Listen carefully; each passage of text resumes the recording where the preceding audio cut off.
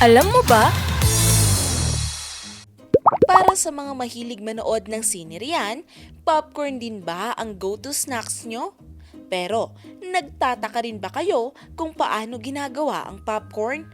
Mula sa kernel, paano ito nagiging ganito? Matagal nang natuklasan ng mga sinaunang tao na may uri ng mais na kayang pumutok kapag ito'y napainitan gaya na lamang ng flint corn.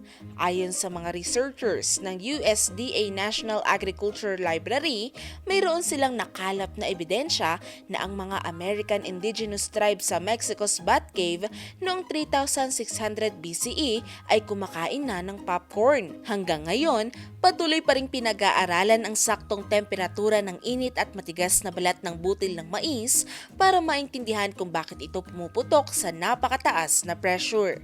Sa panahon ng makabagong agham, lalong lumalalim ang pag-unawa sa popcorn. Ayon sa National Institutes of Health, natuklasan na hindi lahat ng uri ng mais ay kayang pumutok.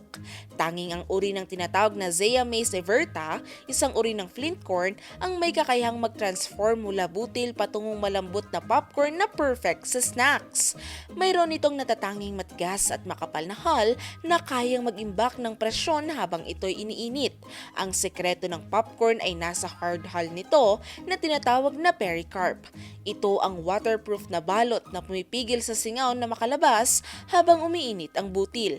At sa loob ng kernel, mayroon itong moisture.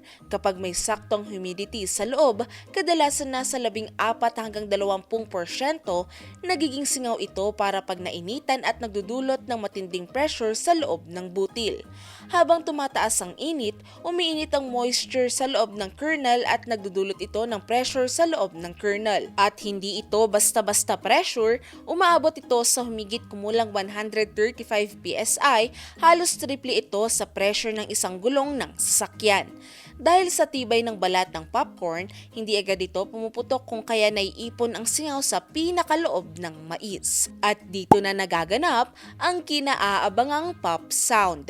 Kapag hindi na kinaya ng balot ang presyon, bigla itong pumuputok at ang malambot, starchy interior ng mais ay biglang lumalaki at lumalambot. Sa segundong iyon, nagbabago ang anyo ng butil. Mula matigas na mais hanggang sa pagiging malutong at malambot na popcorn na paborito nating ngat-ngatin. Haluan mo pa ng cheese powder, tiyak suwak na itong kapares ng ating pagmo-movie marathon. May gusto ba kayong malaman na trivia? I-comment na yan at ito ay aming aalamin. Ngayon, alam mo na!